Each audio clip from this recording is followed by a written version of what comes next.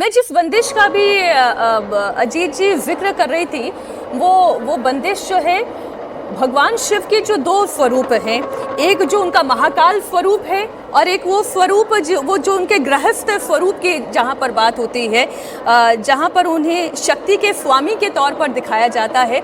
इन दोनों का उल्लेख इसमें है।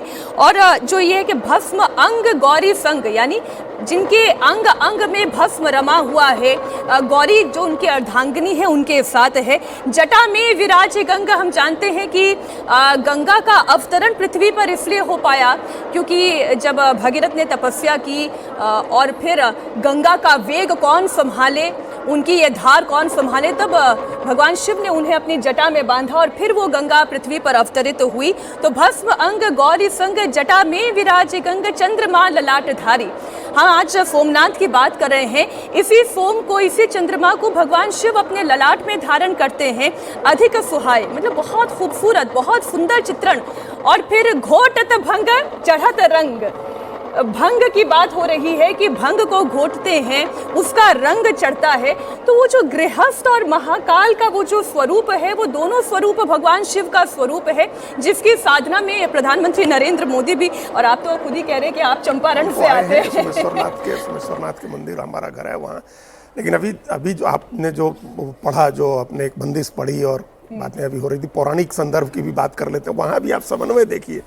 बाकी और चीज़ें हम लोग बात करेंगे, समन्वय वहाँ भी देखिए कि जो श्राप था, हम लोगों के यहाँ ये मान्यता है कि आप अगर किसी बड़े व्यक्ति ने श्राप दिया है तो आप अपनी तरफ से उस श्राप से मुक्ति नहीं दिला सकते हैं। आपको वहाँ समन्वय करना है। आप दक्ष प्रजापति का अपमान नहीं कर सकते हैं, भगवान महादेव भी नहीं कर सकते हैं। तो उन्होंने एक समन्वय का रास्ता निकाला और उन्होंने चंद्रमा को अपने सिर पर धारण किया और कहा कि 15 दिन क्षय होगा और फिर 15 दिन आप वापसी करेंगे। तो इस तरह से उनको उस श्राप से मुक्ति मिली थी। ये नहीं है कि वो फिर वैसे ही चमकने लगे अगर दक्ष प्रजापति ने उनको श्राप दिया है। तो उसके बीच एक समन्वय का रास्ता निकाला था। और वहाँ भी लोकतंत्र है, डेमोक्रेसी है। तो और फिर अभी दूसरी बात आपने कही शक्ति की, ये भी सौंदर्य देखिए हम लोग के धर्म का, हमारे आध्यात्मिक विस्तार का, कि ये यहाँ भी जहाँ ये शिव का इतना बड़ा जो पहला ज्योतिर्लिंग है सबसे सोमनाथ में, वहाँ भी शक्ति का केंद्र है। यहाँ भी बताते हैं लोग जो 51 शक्तिपीठ हैं उसमें एक शक्तिपीठ यहाँ है जो चंद्रभागा जिसको बोलते हैं। और ये जो सती को लेकर के तांडव कर रहे थे भगवान शिव, तो उनका जो उदर गिरा था यहाँ, पेट जिसको बोलते हैं, स्टमक, और वहाँ चंद्रभागा जो शक्तिपीठ है वो यहाँ है सोमनाथ के पास। आप हर जगह देखिए, जैसे आप वाराणसी देखेंगे काशी में, तो वहाँ कान गिरा था मणि के साथ, मणिकर्णिका घाट जहाँ, वो शक्तिपीठ है।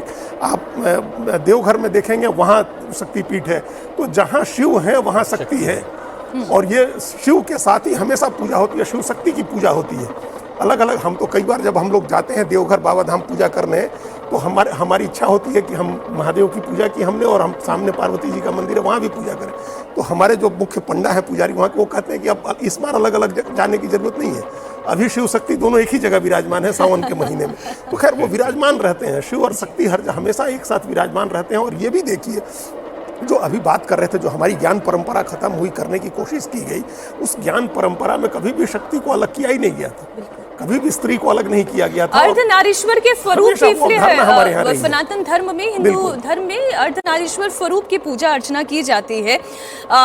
ओम जी, आप इसमें कुछ जोड़ना चाह रहे थे? नहीं, मतलब शिव के शक्ति के बिना शिव तो शव है, शिव शव है शक्ति के बिना।